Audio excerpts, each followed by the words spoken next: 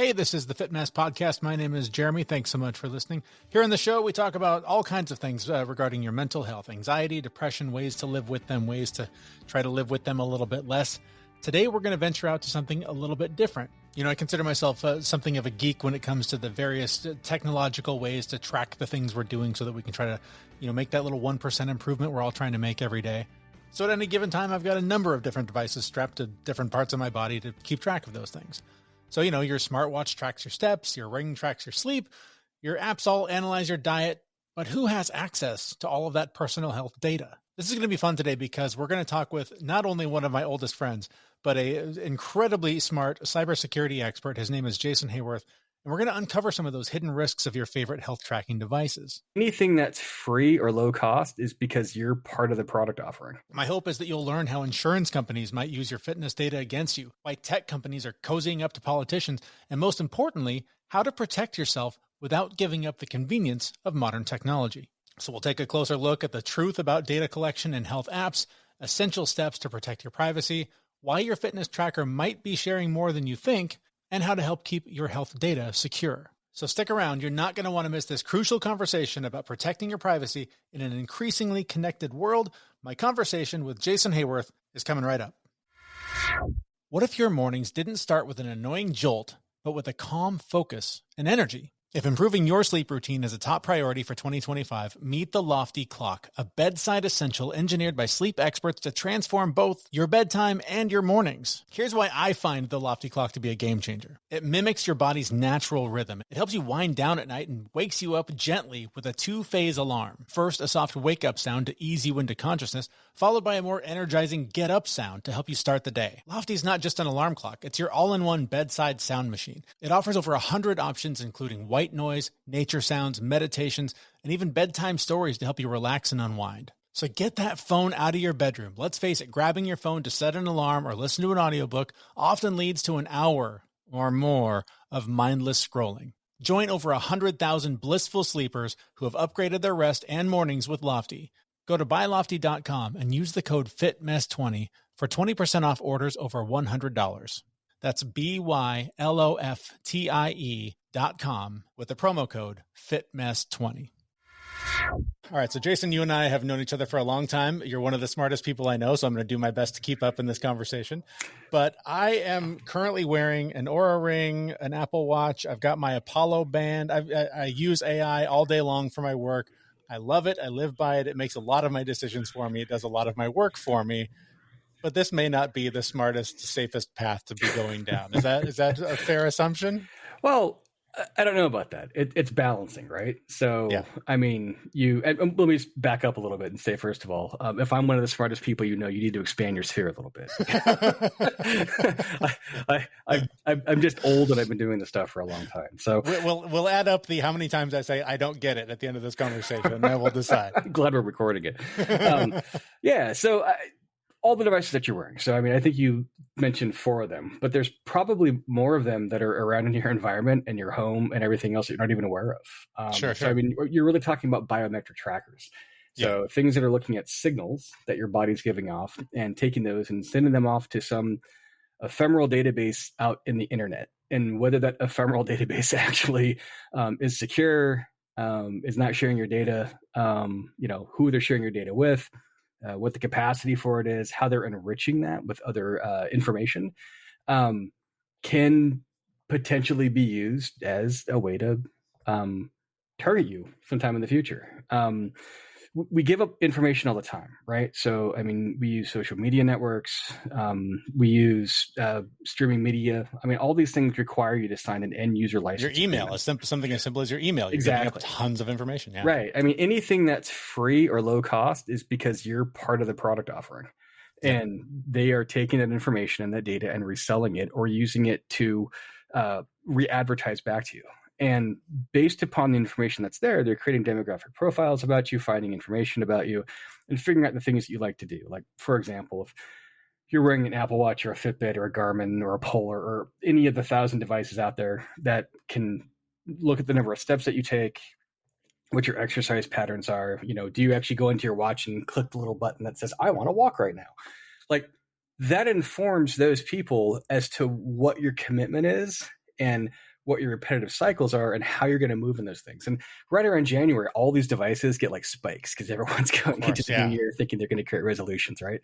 Yeah. And there's a million different ways to look at these components. So Apple did a really good job of going through and kind of collecting all these different data sources and created Apple Health. And they have their own watch, right? The Apple Watch is a really great lifestyle product. Whether or not the data it collects from a signaling perspective on your health is good, that's debatable. I think over the last few years, it's definitely improved. But what they've really become is this data aggregation function. So they can take all these different signals and put them together and give you a correlated data output. And you can actually share some of this data with your doctors or your medical professionals or your fitness coaches or your nutritionist. Those things are fantastic, right? And there's all kinds of other signal data that can come inbound towards you. So diabetics back in the day used to use continuous glucose monitors that would go through and track and look at the blood sugar level in your body at any given point in time. And it's basically been a miracle for type 1 diabetics. One of the main problems with type 1 diabetics is that they take too much insulin and don't get enough sugar in their body, and then they crash. And when your blood sugar, really gets below 50, actually really below 60, most people start feeling kind of woozy and out of it. And type 1 diabetics have kind of trained themselves to go, I kind of feel this way, I might want to take this. But over time, you don't know if you're feeling that kind of woozy and that kind of tired because your blood sugar is low or because you're tired or whatever. So they will sometimes eat when they don't need it, or they would sometimes take insulin when they don't need it. It's that combination of finding the right values that have helped those people in that space actually get something of value out of these types of wearable devices. If you couple that and take the alerting functions that tell you what your glucose is so they know when to take insulin and when to eat food, that's great for type 1 diabetics. Now let's go to type 2, or like where most Americans are, pre-diabetic. Yeah. I mean, we eat too much, we drink too much, we don't move enough, we don't sleep enough, we're way stressed out. So there's a lot of companies out there that created these fitness programs that were wrapped around the idea of taking these wearable devices and looking at measurable ways to find output to help people improve their health outcomes. And what they would do is they'd slap these CGMs by Dexcom or Libre or somebody else on them, and they would resell them back as a service. So if your insurance company is paying for this, you're probably paying $35-40 a month. These little sensors that get dropped in your arm or your hip or your gut. Are these like the Inside Tracker or whatever? Like it's a disc that you stick into your arm, and it's like tracking your blood sugar all day long and reacting to whatever you eat. Yeah. So it tracks that, and the idea is that you're supposed to put in what you're eating and what your activities are into some of these apps so that you can track it. But for a long time, these apps didn't have anything in there. Well, take all these different wearable functions that you have in there. So, I mean, you're wearing an Aura, which Aura is actually fantastic at doing passive SPO blood oxygen monitoring. And it does something that a lot of other wearables don't. It measures your body temperature, which was great during COVID because it was a really good indication as to whether or not you were potentially getting sick. And it could look at your heart rate. And if your temperature went up and your heart rate went up at the same time, it's pretty likely that you have an infection. I own one. I don't wear one anymore because I work out and I have to take it off all the time. Right. I broke one time. Oh my God. So I felt pretty bad about breaking this $300 wearable. But I was taking that. I was wearing my Garmin. I was wearing my Fitbit, and I was wearing another one called the Weeby something that would supposedly thought it would track hydration levels. So interesting. Yeah. So I had one watch on one arm, two on the other, the Oura Ring. I have sleep apnea, so I wear a CPAP. So I have that signal coming inbound towards me, and I have no way to collect and correlate this data. And Apple Health, does about half of those and pull those things in, but it doesn't give you the whole scope of what's there. It just takes the summary data that the application itself picks up from those devices. If you connect to the APIs on the back end, which stands for Application Programming Interface, you can actually gather a ton of information. So Garmin devices have like 30 or 40 different signals inside of them that you can pull from the API. And you can start looking at them over time as individual signals. But when you open up the Garmin app, you don't see all those signals. You have no way to see all those signals. What you see is a summary of that information and the output that's shown up. And that's going to be based upon whoever the algorithm experts are at Garmin giving you that information. who may or may not have medical degrees. This is training. what I wanted to ask you about, because I mean, you even mentioned that that Apple has sort of come a long way in terms of their tracking and their information. To some degree, I want to know how much I can trust that what I'm getting back is accurate. I want to know, I'm sure I could use information better. One, I mean, just breaking it down really simply, initially I thought the Aura was lacking in terms of its ability to track steps, because it was always wildly different than whatever device I was using. Yep. But then really, is the other device any more accurate? Like, I don't know. I'm not going to literally count every step I take to match up at the end of the day to how close they are. So for me, I landed on, this is the one I'm going to use. And it's basically going to be my tracker. Like if it said I did 10,000 steps today, then tomorrow I'm going to do 10,001 on this device, not on another device, not on something else. Like, this is my baseline. This is what I'm going to use. And whether it's accurate or not doesn't matter. It's going to show me the variation in my activity based on the current, whether accurate or not, measurement. Is that sort of how people should use these things? Yeah, absolutely. So back in the olden times, the concept of a foot was not 12 inches. It was someone's foot. And if that foot was Ted's foot or Bill's foot, if they're different size feet, you're going to wind up with different size walls. And if one's person building one wall on one side and one's building one on the other, you might wind up with some very uneven architecture. The same thing goes for trackables and wearable devices, right? So how they measure them is typically based on some type of accelerometer function. So it's the, like, imagine you've got a little sphere with another little sphere inside of it, and it kind of rolls around. When it bounces off the edges, that's when it goes, this person has made a transition. I think this might be a step. And it's a guessing game, because I can sit there and do this, and it counts as steps. Yeah, I was going to say, a friend of mine went to a performance one night. Hadn't walked all day, but clapped all night. And she had like 3,000 steps because she was just clapping to perform. Yeah.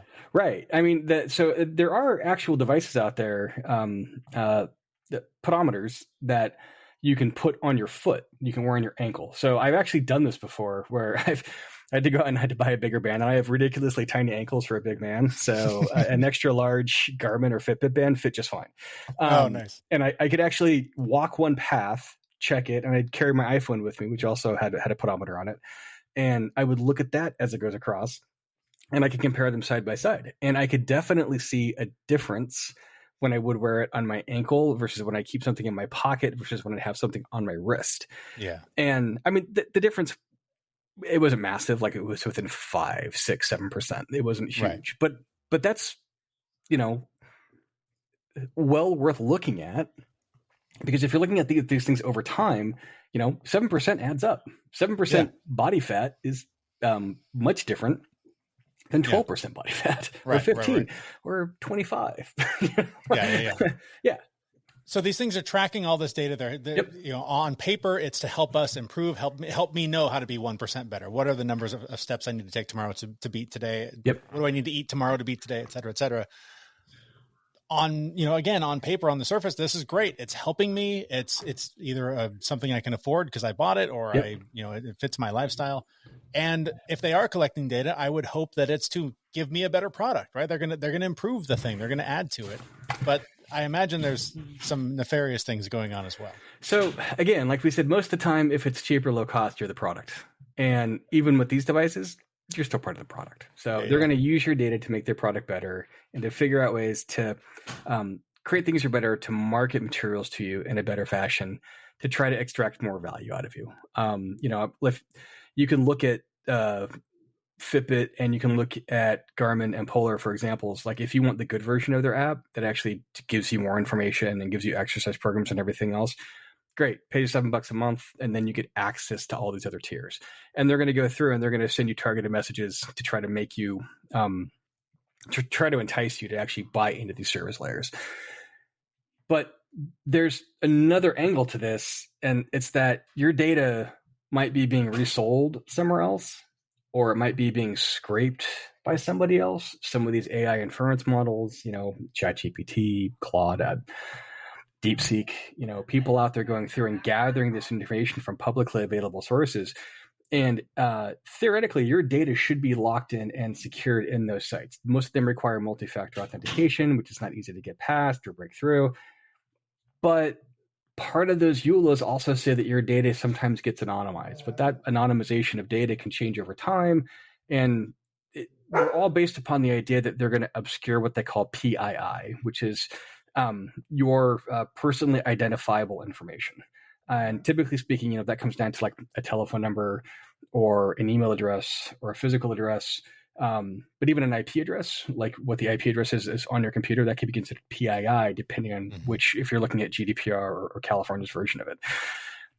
When you start looking at these things in context and you start taking that information and kind of overlaying it over the top of each other and then giving it into an aggregator, somebody like Apple or Google or Samsung has their own health app, you start exposing yourself to multiple different layers and areas in which your information can be extracted and pulled in.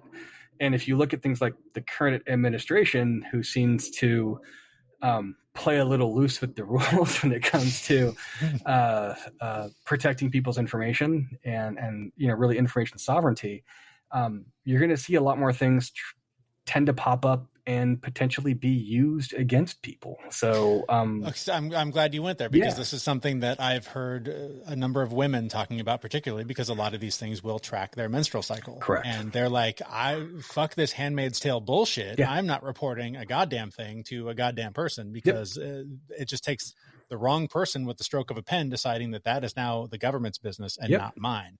Is that realistic, or is that okay? Yeah. How realistic is that? How concerned should people be about that? Very. I mean, honestly, they should be. So, I mean, it depends. If you're worried about pre-existing conditions and you're talking about the U.S. medical healthcare, or the U.S. medical system just in general, I mean, it's fucked and it's stupid anyways. We pay 3 times the cost for the same or for worse healthcare outcomes than a lot of other countries in what you would consider to be the first world nations. And, we complain about insurance companies, and yes, they had overhead, they're not making massive profit margins, but they're still adding 25, 30%. But that doesn't account for 200% increased cost. And that comes down to the fact that we've got a for-profit medical system in this country, and it's not designed to provide care as its primary function. Its primary function is to make money. And again, if it's free or low cost, you're the product, hence insurance, why these things get pumped through, and you don't wind up paying a lot unless you don't have insurance.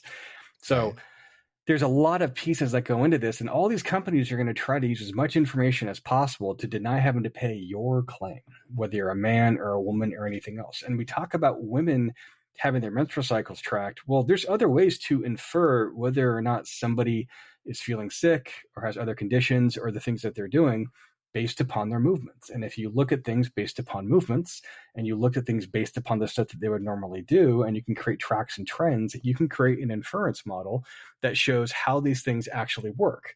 And by correlating all that, it's not enough to just not let it see certain bits of information, because they can infer things from the other ancillary information that is available in the regular operation of the device that you're wearing.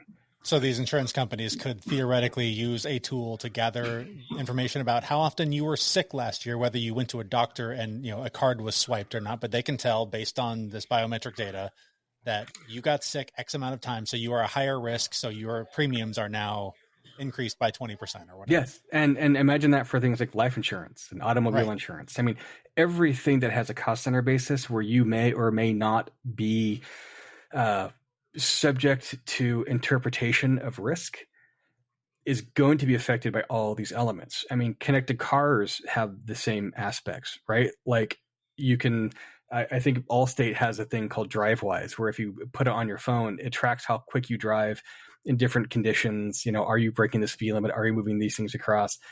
But the idea is that, well, if DriveWise is on and you're doing well, we're going to give you a discount. And if the inverse is true also.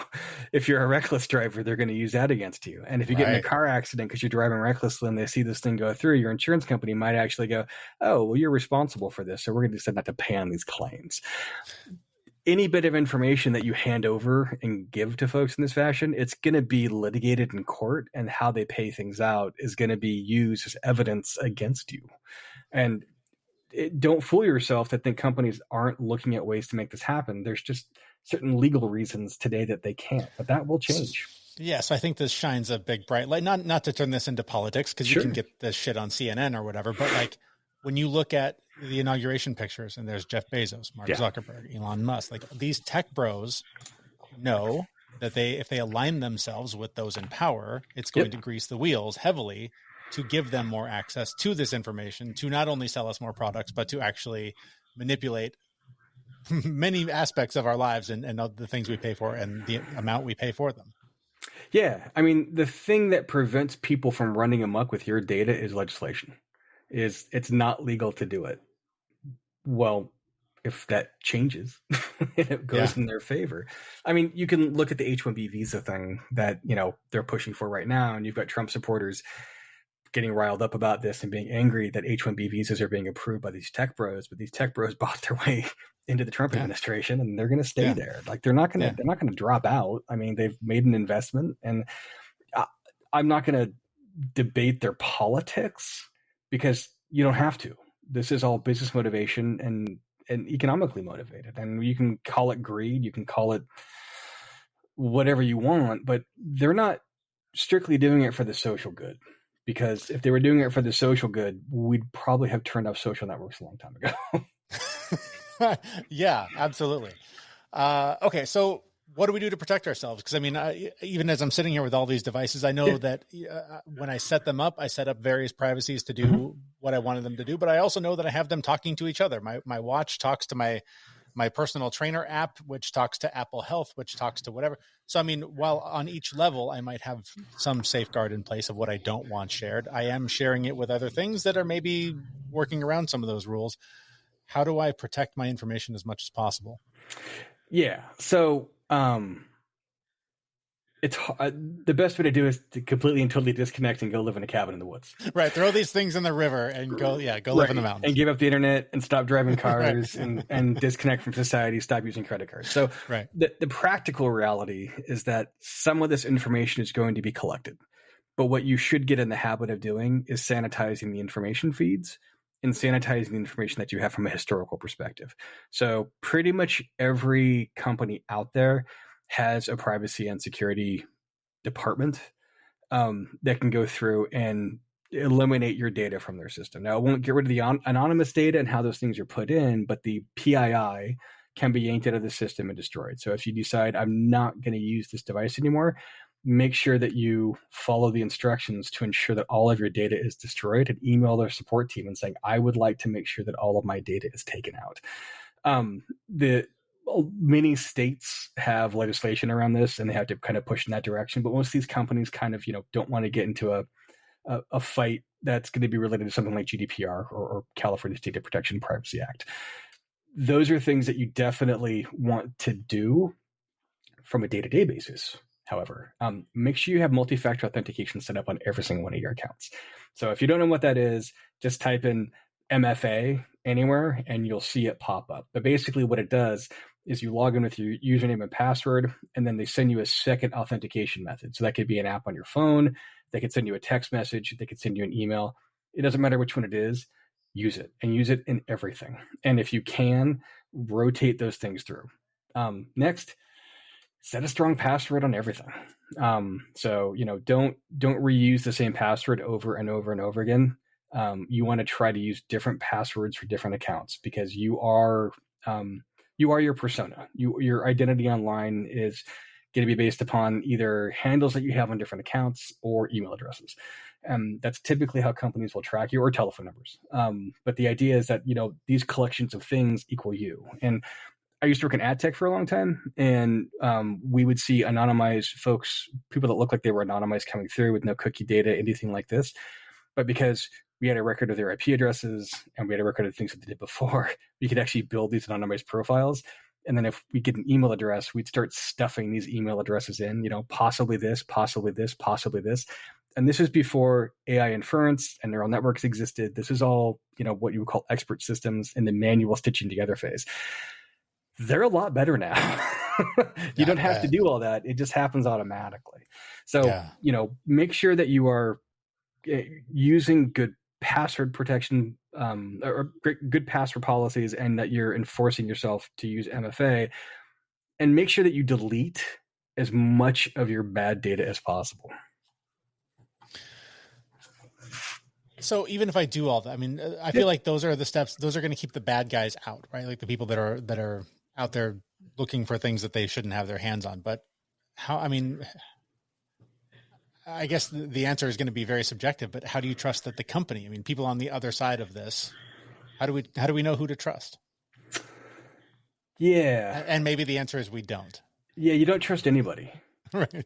So, I mean, there's a really good case. There's a couple of good cases where Apple's gone through and said, we're not going to provide access to iPhones for certain people, for certain terrorist groups. And they blocked people out and they pushed back and pushed back and pushed back. And other security companies came in and figured out how to crack the iPhone security, which iPhone claimed was uncrackable.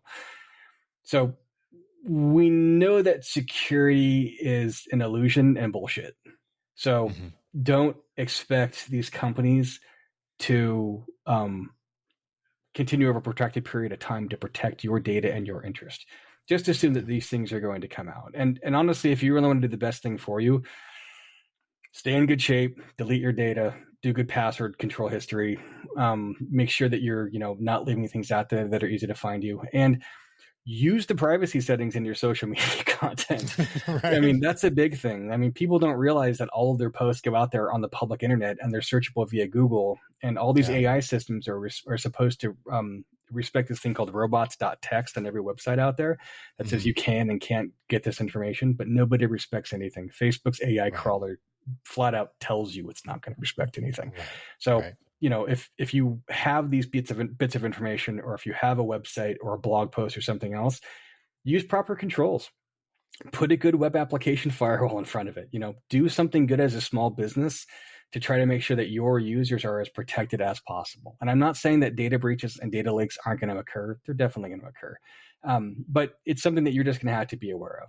I would also highly recommend spending the $50, $60, $70 a month for an identity protection service. They all have some type of value around them. The likelihood, that you're going to have your stuff hacked and that someone's going to take your social security number or your banking information in your lifetime is high. I am a cybersecurity pro. Like, I was chief product officer for a company that made cybersecurity products, and I've had my credit card stolen twice. I've had my social security numbers bounced from the dark web a dozen times. And I have all these control systems and all these things in place, and I use good password sanitization and multi-factor authentication, and it still happens.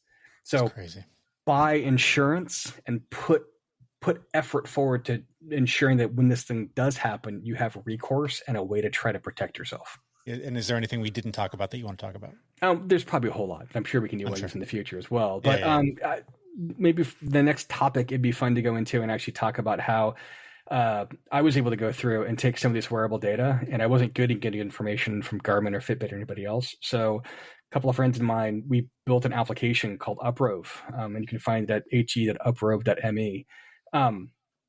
It's basically a data aggregator that takes data from all these different sites and all these different signal angles. And it also allows you to share with other folks, but it correlates and collects this data in unique and different ways to show things over time.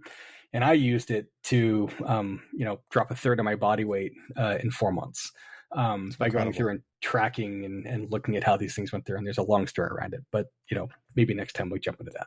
Well, I was right. That was fun. My thanks to Jason Haworth for joining me here. If you would like to learn more about his cybersecurity consulting work, you can check out haworthconsulting.com. The link for that is in the show description for this episode. You can also check out Uprove, which he mentioned there at the end of the interview. The link to that is also in the show description. Stick around for a minute.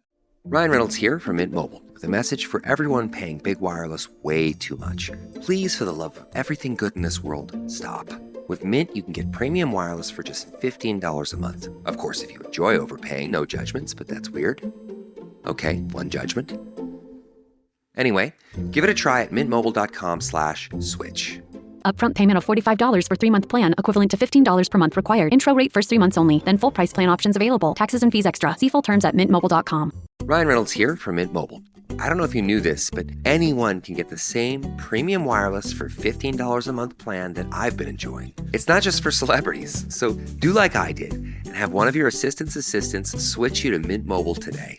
I'm told it's super easy to do at mintmobile.com/switch. Upfront payment of $45 for 3-month plan, equivalent to $15 per month required. Intro rate first 3 months only, then full price plan options available. Taxes and fees extra. See full terms at mintmobile.com. Thanks for hanging out with me today and listening to my conversation with my old friend Jason. That is going to do it for this episode. I've got to go. I've got to set up a whole bunch of two-factor authentications that I have not set up, and now I'm terrified. So I'm going to go do that. You do that as well, but come back next week to thefitmess.com. That's where we'll have another new episode for you. And before you go, if you do know of anybody who could benefit from hearing this conversation that you just listened to, please do share it with them. You can find the links to do that at our website, thefitmess.com.